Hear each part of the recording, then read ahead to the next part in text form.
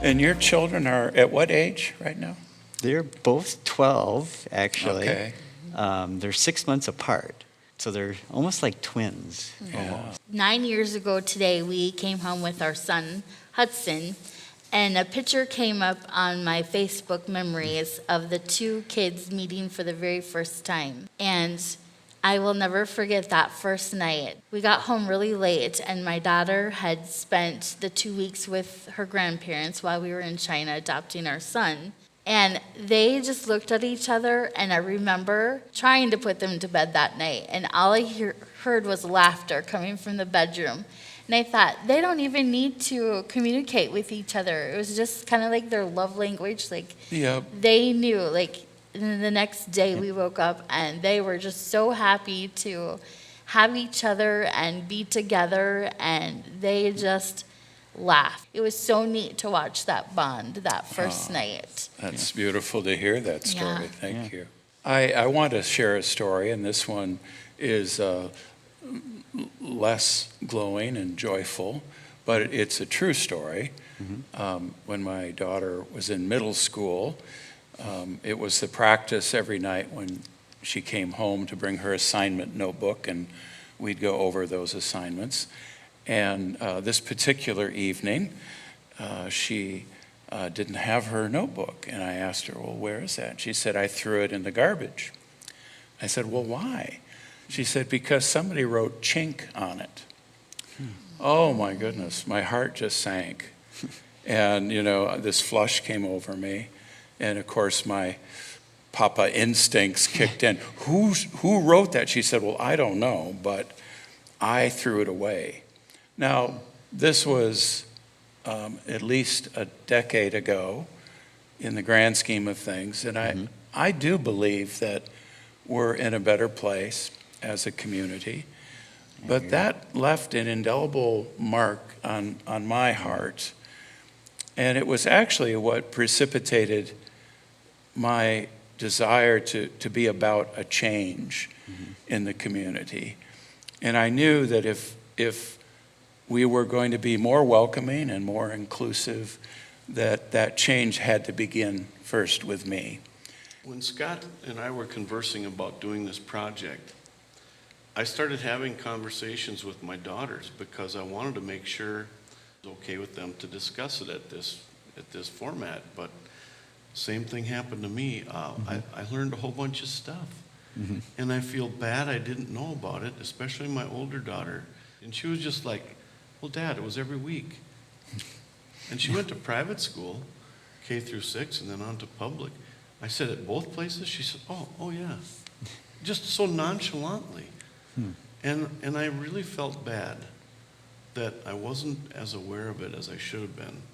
But I said, why didn't you share that with me? And she said, well, because you're the kind of person, Dad, that's going to want to try to fix it or make it better or stop it, and it'll just make it worse.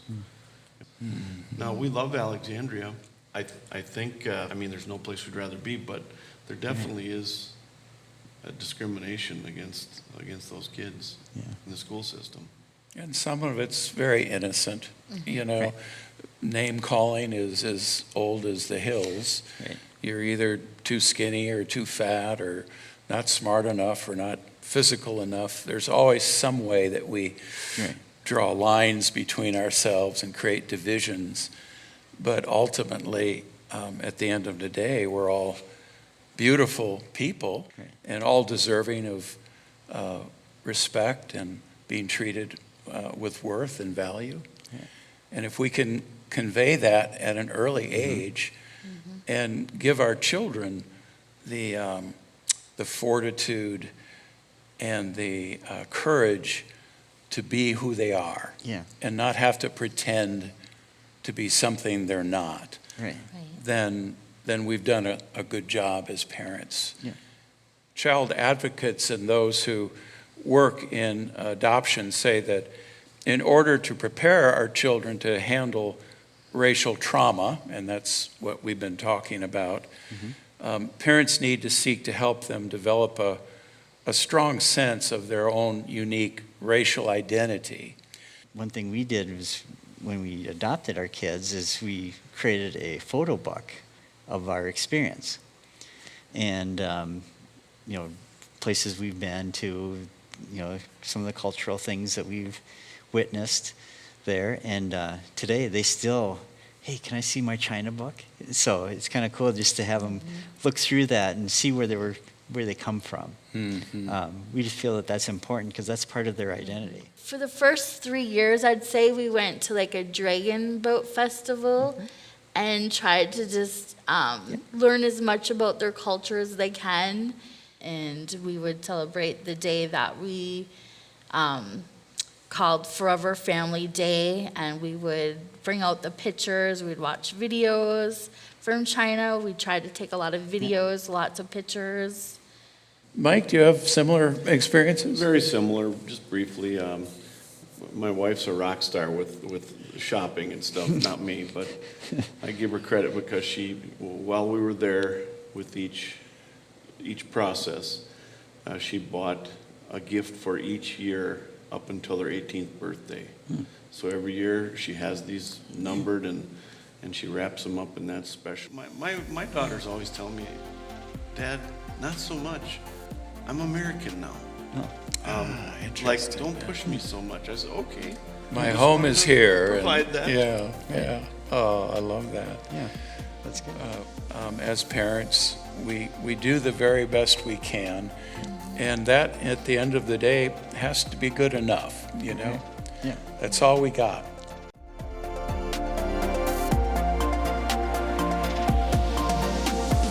Shine like a diamond, light 'em up in the dark. We know who